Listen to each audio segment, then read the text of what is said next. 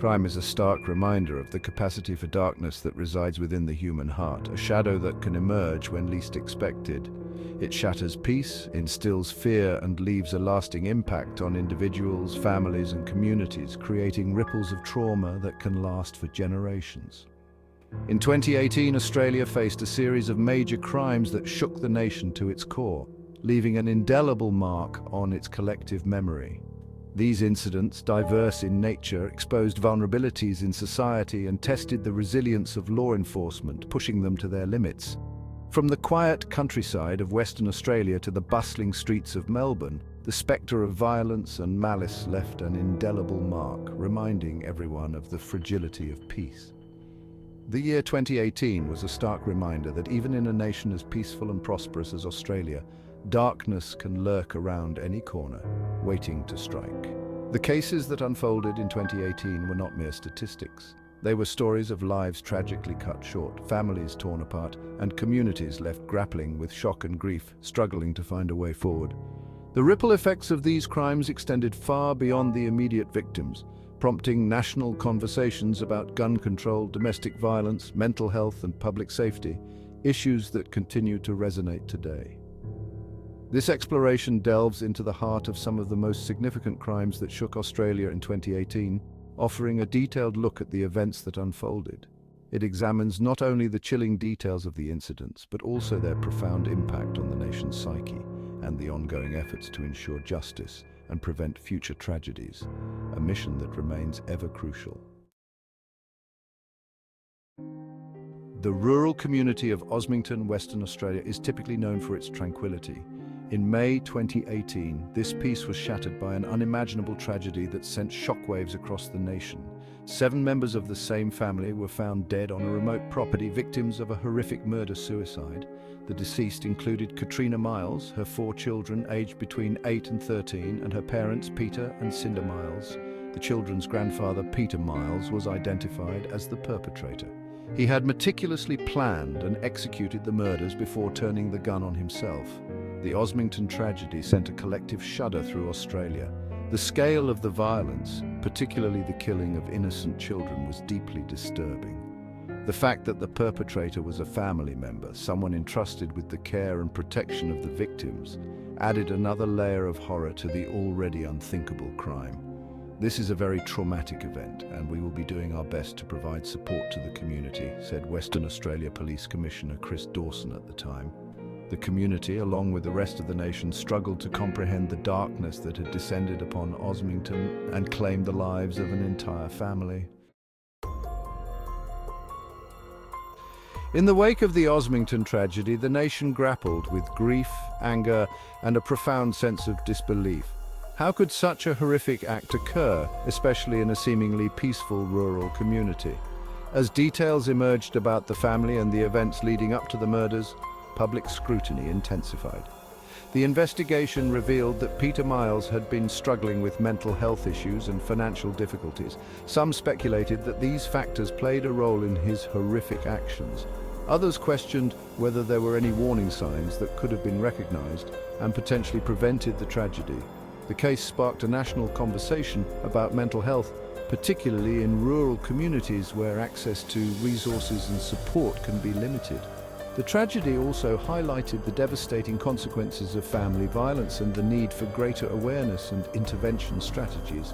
We need to talk more openly about mental health and encourage people to seek help when they need it, said a spokesperson for Beyond Blue, a leading mental health organisation in Australia. The Osmington tragedy served as a tragic reminder of the importance of addressing mental health issues and providing support to those who are struggling. Section 4 Justice for the Edwards sisters, a mother's worst nightmare. In July 2018, Sydney was rocked by the brutal murder of 2 teenage sisters, Jack and Jennifer Edwards. The girls, aged 15 and 13 respectively, were shot dead in their own home by their estranged father, John Edwards. Edwards then took his own life. The murders sent shockwaves through the community and ignited a national outcry against domestic violence. It was later revealed that John Edwards had a history of violence and had been estranged from his family for several years. The girl's mother had sought multiple restraining orders against him, but they had proven tragically ineffective. The case highlighted the devastating consequences of domestic violence and the failings of the system designed to protect victims. It sparked calls for greater accountability and systemic changes to better protect women and children from abusive partners and family members. This was a preventable tragedy, said Rosie Batty, a prominent domestic violence campaigner in Australia, in response to the murders. We need to do more to hold perpetrators accountable and ensure that victims have access to the support and protection they need. Section 5. Combating Domestic Violence, a National Crisis. The murders of Jack and Jennifer Edwards, as well as other high-profile cases of domestic violence in Australia, brought the issue into sharp focus in 2018, highlighting the urgent need for systemic change. It became tragically clear that domestic violence is a national crisis that demands urgent attention and comprehensive action from all sectors of society. Statistics paint a grim picture, revealing the widespread and pervasive nature of this issue. On average, one woman is killed every week in Australia by a current or former partner, a stark reminder of the deadly consequences of domestic violence. Domestic violence is the leading cause of homelessness for women and children, and it has a devastating and long-lasting impact on the lives of victims and their families, often leaving them with deep emotional and psychological scars. In response to the growing outcry, the Australian government pledged millions of dollars in funding for domestic violence services and initiatives, aiming to provide better support and resources for those affected. There was also a push for tougher laws, including mandatory sentencing for domestic violence offenders and greater powers for police to intervene in cases of suspected abuse to ensure that perpetrators are held accountable. However, many advocates argue that more needs to be done to address the root causes of domestic violence, such as gender inequality, power imbalances, and cultural attitudes that condone violence against women, which are deeply ingrained in society. Addressing this complex issue requires a multi-pronged approach involving education, awareness campaigns, legal reforms, and adequate funding for support services, ensuring a holistic and sustained effort to combat domestic violence in all its forms. Section 6. Bourke Street attack terror in the city centre. On a busy Friday afternoon in November 2018, the heart of Melbourne was shaken by a terrifying act of violence. A man drove a car down Bourke Street, a popular pedestrian mall, deliberately mowing down shoppers and pedestrians. The attack left 6 people dead and dozens injured, many critically.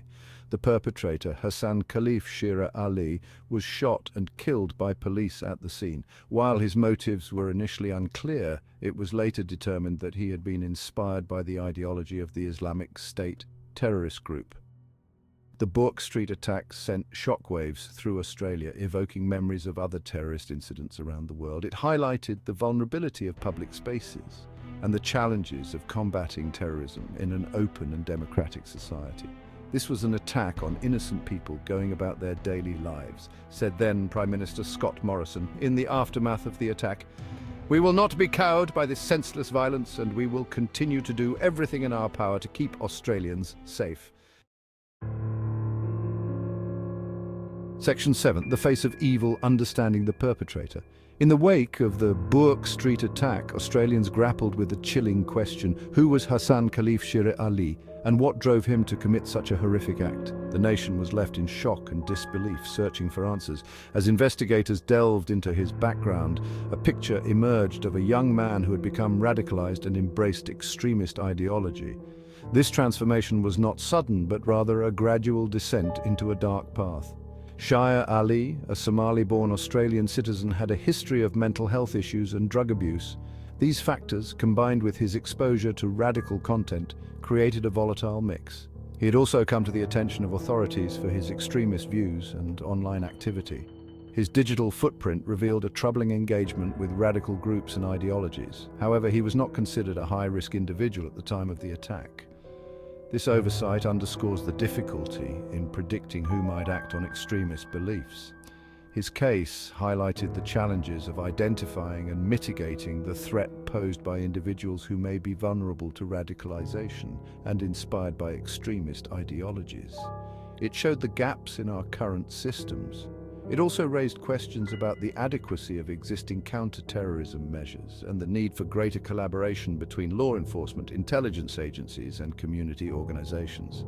The attack was a wake-up call for all involved. We need to do more to understand the pathways to radicalization and intervene early to prevent individuals from becoming a threat, said a counter-terrorism expert in the wake of the attack. Early intervention and education are key. The Bourke Street attack served as a stark reminder of the evolving nature of terrorism and the need for a multifaceted approach to counter this threat. It emphasized the importance of vigilance and proactive measures.